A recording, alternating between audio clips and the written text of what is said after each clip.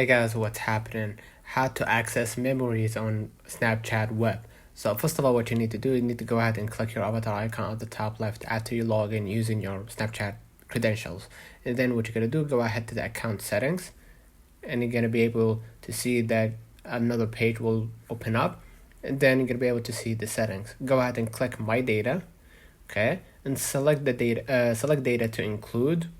That includes chat history, spotlight, whatever. If you want it all, you can just go ahead and leave the check mark on, okay, or the check marks on, and then hit next, and you're gonna select the expected date to receive the data, right?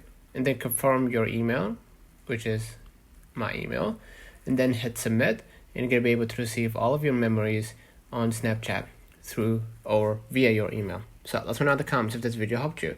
Do not forget to like and subscribe. Thank you for watching. Catch you the next time.